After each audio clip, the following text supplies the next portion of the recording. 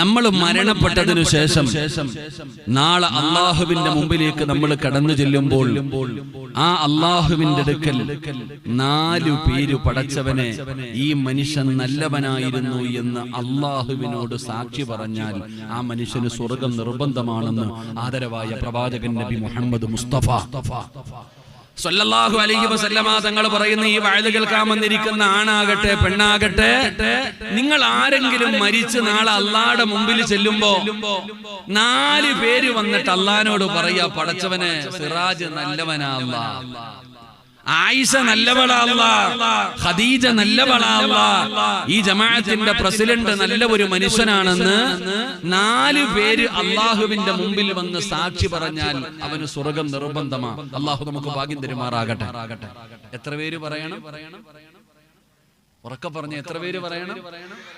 4 ലക്ഷം പേരോ 40,000 പേരോ 400 പേരോ 40 പേരോ അല്ല, 4 പേര് അള്ളാഹുവിന്റെ മുമ്പിൽ വന്നിട്ട് നീ നല്ലവനാണെന്ന് പറഞ്ഞ നിനക്ക് സ്വർഗം നിർബന്ധമാ. അള്ളാഹു ഭാഗ്യം തരുമാറാകട്ടെ.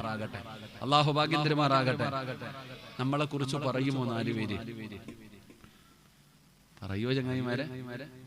നിങ്ങൾ മരിച്ചു കഴിഞ്ഞാൽ നിങ്ങളെ കുറിച്ച് 4 പേര് അള്ളാഹുടെ മുമ്പിൽ വന്നിട്ട് നല്ലതാണെന്ന് പറയോ? നിങ്ങൾ എന്താ എന്നെ നോക്കി ചിരിക്കുന്നേ? എന്താ പ്രസിഡന്റ് പറയോ? പ്രസിഡന്റ് ഇപ്പോഴും എഴുത്താ കണക്കെഴുതുവാണോ?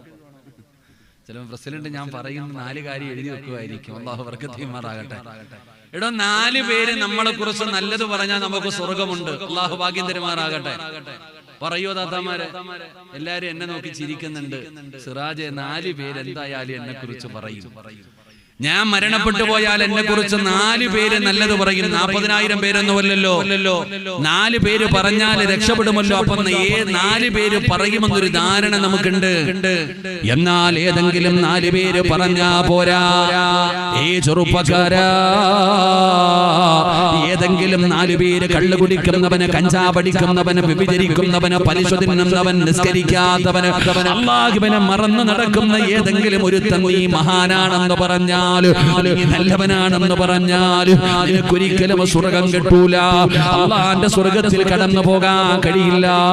അതുകൊണ്ട് വഅദ് കേൾക്കാമെന്ന പെങ്ങള് ഏതെങ്കിലും 4 പേര് പറഞ്ഞാ പോരാ. എന്റെ പ്രിയപ്പെട്ട ചെറുപ്പക്കാരാ, ഏതെങ്കിലും 4 പേര് പറഞ്ഞാ പോരാ. പറയേണ്ട 4 പേരാണ് പറയേണ്ടത്. പറയേണ്ട 4 പേരാണ് പറയേണ്ടത്. ആ 4 പേരാരാണെന്നറിയോ? ആ 4 പേരാരാണെന്നറിയോ? ആ 4 പേരെ കുറിച്ച് ഞാൻ നിങ്ങൾക്ക് പറഞ്ഞു തരാം. നിങ്ങൾ പൈസ കൊടുക്കണോ, വീട് വെച്ച് കൊടുക്കണോ, സ്വർണം വാങ്ങി കൊടുക്കണോ, എന്ത് വേണമെങ്കിലും ചെയ്തോ. ഒരു 4 പേരെ റെഡിയാക്കണേ, ഒരു 4 പേരെ തയ്യാറാക്കണേ. അല്ലാഹുവിന്റെ പ്രവാചകൻ പറയുന്നു, മൻ നസിനാ അലൈഹി അർബഅതു ഖൈറാ വജബതു ലഹുൽ ജന്ന. ആ 4 പേരിൽ ഒന്നാമത്തെ ആളാരാണ്? ആ 4 പേരിൽ ഒന്നാമത്തെ ആളാരാ? പെങ്ങളെ നല്ലതുപോലെ തയ്യാറായിക്കോ. ഈ 4 പേര് നിന്നെ കുറിച്ച് നല്ലത് പറയാ. നീ ഒന്ന് പരിശ്രമിക്കണേ പെങ്ങള്. ആ 4 പേരിൽ ഒന്നാമത്തെ ആളാരാ? മഹാനായ ആദരവായ പ്രവാചകൻ നബി മുഹമ്മദ് മുസ്തഫ സല്ലല്ലാഹു അലൈഹി വസല്ലമ തങ്ങൾ 63ാമത്തെ വയസ്സിൽ പരിശുദ്ധമായ റബീഉൽ അവ്വൽ 12 തിങ്കളാഴ്ച സുബഹി കഴിഞ്ഞപ്പോ അല്ലാഹുവിന്റെ പ്രവാചകനതാ ലോകത്തോട് വിട പറയുകയാ. അല്ലാഹുവിന്റെ റസൂൽ ലോകത്തോട് വിട പറഞ്ഞു. അല്ലാഹുവിന്റെ പ്രവാചകന്റെ വഫാത്ത് മദീന മുഴുവനും പടരുകയാണ്. കാറ്റുതീ പടരുന്നത് പോലെ പടരുകയാണ്. പടച്ചവനെ പ്രവാചകന് വഫാത്തായി എന്നറിയുമ്പോ ആണുങ്ങളും പെണ്ണുങ്ങളും പ്രായമുള്ളവരും രോഗികളും എല്ലാവരും അവരവരുടെ വീടിനകത്ത് നിന്ന് നിലവിളിച്ചുകൊണ്ട് അല്ലാഹുവിന്റെ റസൂലിന്റെ മസ്ജിദ് നബവിയിലേക്ക് ഓടുകയാണ്. എല്ലാവരും നിലവിളിക്കുകയാ, എല്ലാവരും കരയുകയാ. പടച്ചവനെ അല്ലാഹുവിന്റെ പ്രവാചകൻ സ്വല്ലല്ലാഹു അലൈഹി വസല്ലമ തങ്ങൾ വഫാത്തായി എന്നറിയുമ്പോ ഒരു നാട് മുഴുവനും കരയുകയാണ്. ഒരു നാട് മുഴുവനും സങ്കടത്തിലാവുകയാ. പടച്ചവനെ സമാധാനിപ്പിക്കാൻ പോലും ഒരാളുമില്ല.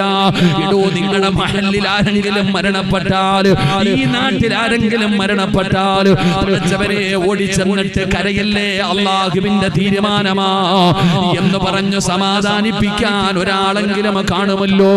എന്നാ മദീനത്ത് അങ്ങനെ ഒരാളില്ലായിരുന്നു. എല്ലാവരും കരയുകയാണ്, ഒരു നാട് മുഴുവനും നിലവിളിക്കുകയാണ്. കാരണം അല്ലാഹുവിന്റെ പ്രവാചകൻ ലോകത്തോട് വിട പറഞ്ഞിരിക്കുകയാണ്. ഒരാൾ പോലും സമാധാനിപ്പിക്കാനില്ല. അല്ലാഹ് മഹാനായ സയ്യിദുനാ അബൂബക്കർ സിദ്ദീഖ് റളിയല്ലാഹു തആല അൻഹു, അബൂബക്കർ തങ്ങളാണെങ്കിൽ മദീനത്ത് പോലുമില്ല, നാട്ടിൽ പോലും അബൂബക്കർ തങ്ങളില്ല. പിന്നെ വലിയ സ്വഹാബിയാണ് സയ്യിദുനാ ഉമർ ഇബ്നുൽ ഖത്താബ്. ഉമർ ഇബ്നുൽ ഖത്താബ് റളിയല്ലാഹു തആല അൻഹു ഊരി പിടിച്ച വാളുമായിട്ട് നബി തങ്ങളുടെ വീടിന്റെ മുമ്പിൽ അങ്ങോട്ടും ഇങ്ങോട്ടും നടക്കുകയാണ്. ആരാടാ നബി തങ്ങളുടെ വഫാത്തായെന്ന് പറയുന്നത്? എന്റെ പ്രവാചകൻ ആരെങ്കിലും വഫാത്തായെന്ന് പറഞ്ഞ അവന്റെ തലയെടുക്കുമെന്ന് പറഞ്ഞു പടച്ചവനെ സ്വബോധം നഷ്ടപ്പെട്ടവരെ പോലെ ഉമർ തങ്ങൾ വാള് പിടിച്ചുകൊണ്ട് നടക്കുകയാണ്. ഉസ്മാൻ തങ്ങൾക്ക് ബോധമില്ലടോ, അലിയാരി തങ്ങളുടെ നാമനങ്ങുന്നില്ല, ബിലാൽ തങ്ങൾ കരയുകയാ, സഹാബത്ത് മുഴുവനും കരയുകയാ, ഒരു നാട് മുഴുവനും പ്രവാചകന്റെ വീടിന്റെ പരിസരം മുഴുവനും നിറഞ്ഞിരിക്കുകയാ, എല്ലാവരും കരയുകയാണ്. അല്ലാഹുവിന്റെ റസൂൽ സല്ലല്ലാഹു അലൈഹി വസല്ലമ തങ്ങളുടെ ആ ജനാസ അവിടെ ഇരിക്കുകയാണ്. തിങ്കളാഴ്ചയാണ് നബി തങ്ങളെ വഫാത്തായത്. തിങ്കൾ കഴിഞ്ഞു, ചൊവ്വാഴ്ച കഴിഞ്ഞു, ബുധനാഴ്ചയായി. 3 ദിവസമാണ് നബി തങ്ങളുടെ ജനാസ അവിടെ വെച്ചിരുന്നത്. എന്തുകൊണ്ടാണ് വെക്കാൻ കാരണമെന്നറിയോ? ഒരു നേതാവില്ലടോ, ഒരു നേതാവില്ലടോ. എന്ത് ചെയ്യണമെന്ന് പറഞ്ഞു കൊടുക്കാൻ ഇസ്ലാമിനൊരു നേതാവില്ല. ആരാണ് മയ്യത്ത് കുളിപ്പിക്കേണ്ടത്? എവിടെയാണ് ഖബറടക്കേണ്ടത്? ആരാണ് ഖബർ കുടിക്കേണ്ടത്? എവിടെ നിന്നാണ് വെള്ളം കൊണ്ടുവരേണ്ടത്? പടച്ചവനെ പറഞ്ഞു കൊടുക്കാൻ ഒരു നേതാവില്ല. അങ്ങനെ പ്രവാചകന്റെ ജനാസ എവിടെ ഇരിക്കുകയാണ്. അതാ വരുന്നു സയ്യിദുനാ അബൂബക്കർ സിദ്ദീഖ്. അബൂബക്കർ സിദ്ദീഖ് റളിയല്ലാഹു തആല അൻഹു പ്രവാചകൻ വഫാത്തായ വാർത്ത അറിയുകയാണ്. അവിടെ നിന്ന് മദീനത്തേക്ക് കടന്നു വരികയാണ്. അബൂബക്കർ തങ്ങൾ കടന്നു വരുമ്പോ മദീന മുഴുവനും വല്ലാത്തൊരവസ്ഥയിലാണ്, എല്ലാവരും കണ്ണുനീരിലാണ്. അബൂബക്കർ തങ്ങളുടെ പ്രത്യേകത എന്തെന്നറിയുമോ? വലിയ ധൈര്യമില്ലാത്ത സ്വഹാബിയാ, വലിയ ധൈര്യമില്ലാത്ത സ്വഹാബിയാ. എന്നാൽ അല്ലാഹു സുബ്ഹാനഹു വ തആല അബൂബക്കർ സിദ്ദീഖ് റളിയല്ലാഹു തആല അൻഹുവിന് ഒരു ഈമാനികമായിട്ടുള്ള ഒരു ധൈര്യം കൊടുക്കുകയാണ്. അങ്ങനെ അബൂബക്കർ തങ്ങൾ നബി തങ്ങളുടെ വീടിന്റെ മുറ്റത്തേക്ക് കടന്നു വന്നു. അല്ലാഹുവിന്റെ പ്രവാചകൻ സല്ലല്ലാഹു അലൈഹി വസല്ലമ തങ്ങളുടെ വീടിന്റെ അകത്തേക്ക് അബൂബക്കർ തങ്ങൾ കടന്നു ചെന്നു. പടച്ചവനെ, പ്രവാചകന്റെ മരണം അവിടെ നിന്ന് സ്ഥിരീകരിക്കുകയാണ്. എന്ത് ചെയ്തെന്നറിയുമോ? ആ മസ്ജിദുൻ നബവിയുടെ മിമ്പറിൽ കയറിയിട്ട് അബൂബക്കർ സിദ്ദീഖ് തങ്ങളെ വിളിച്ചു പറഞ്ഞു, സ്വഹാബാ, അല്ലാഹുവിന്റെ പ്രവാചകൻ ലോകത്തോട് വിട പറഞ്ഞിരിക്കുകയാ. പടച്ചവനെ, അങ്ങനെ ഇസ്ലാമിനൊരു ഭരണാധികാരി കടന്നു വരികയാണ്, ഒരു നേതാവ് കടന്നു വരികയാണ്. അബൂബക്കർ തങ്ങൾ അവിടെ നിന്ന് വിളിച്ചു പറയുകയാണ്.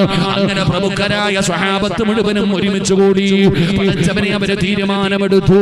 ആരാണ് പടച്ചവനെ ഒരു പ്രവാചകൻ എവിടെയാണോ വഫാത്താകുന്നത് അവിടെയാണ് ഖബറടക്കേണ്ടത്, ആരാണ് ഖബർ കുടിക്കേണ്ടത്, പടച്ചവനെ വെള്ളം കൊണ്ടുവരേണ്ടത് എവിടെ നിന്നാണ്.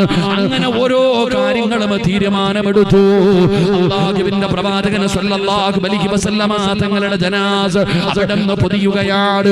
എല്ലാവരും ഒറ്റയ്ക്കൊറ്റയ്ക്കാണ് നിസ്കരിച്ചത്, എല്ലാവരും ഒറ്റയ്ക്കൊറ്റയ്ക്ക് നിസ്കരിച്ചു. നമസ്കാരം കഴിഞ്ഞപ്പോ ബുധനാഴ്ച വൈകുന്നേരത്തോടുകൂടി പ്രവാചകന്റെ ജനാസ അവിടെ നിന്ന് ഖബറടക്കുകയാ. അങ്ങനെ പ്രവാചകന്റെ ശറഫാക്കപ്പെട്ട ജനാസ ഖബറടക്കി. പടച്ചവനെ, ഇസ്ലാമിനൊരു നേതാവ് കടന്നു വന്നു. ഒന്നാം ഖലീഫയായി സയ്യിദുനാ അബൂബക്കർ സിദ്ദീഖ് റളിയല്ലാഹു തആല അൻഹു അങ്ങനെ ഭരണം ഏറ്റെടുക്കുകയാണ്. 2 കൊല്ലവും 3 മാസവും പടച്ചവനെ മനോഹരമായ ഭരണം നടത്തുകയാണ്. ആർക്കും പരാതിയില്ല, ഒരു പ്രശ്നവുമില്ല. പടച്ചവനെ 2 കൊല്ലവും 3 മാസവും അവിടെ അബൂബക്കർ തങ്ങൾ ഇസ്ലാമിന്റെ ഖലീഫയായി ഭരണം നടത്തി. പടച്ചവനെ, ഒരു ദിവസം വീടിന്റെ അകത്ത് കിടക്കുമ്പോ അബൂബക്കർ തങ്ങൾക്ക് സമാധാനമില്ല. അബൂബക്കർ തങ്ങൾക്ക് വല്ലാത്ത ഒരു ടെൻഷനാണ്. എന്താണ് ടെൻഷൻ എന്നറിയോ? പടച്ചവനെ, എന്റെ മരണം അടുത്തിരിക്കുകയാ. അതാ അബൂബക്കർ തങ്ങളുടെ മരണം അടുത്തെന്ന് മനസ്സിലാവുകയാ. എന്തിനാണ് ടെൻഷൻ എന്നറിയോ? മരിക്കാനുള്ള പേടി കൊണ്ടല്ല. പിന്നെ ടെൻഷൻ എന്തിനാണെന്നറിയോ? ഞാൻ പോയാൽ അടുത്ത ഒരു നേതാവ് വേണമല്ലോ, ഞാൻ പോയാ വീണ്ടും ഒരു നേതാവ് വേണമല്ലോ. ഞാൻ പോകുന്നതിന് മുമ്പേ അടുത്ത നേതാവിനെ തിരഞ്ഞെടുക്കണം തമ്പുരാന്. ഇല്ലെങ്കിൽ പ്രവാചകന്റെ ജനാസ വെക്കാനുള്ള കാരണം നേതാവില്ലാത്തത് കൊണ്ടാ. അതുകൊണ്ട് പടച്ചവനെ എനിക്കങ്ങനെ ഒരു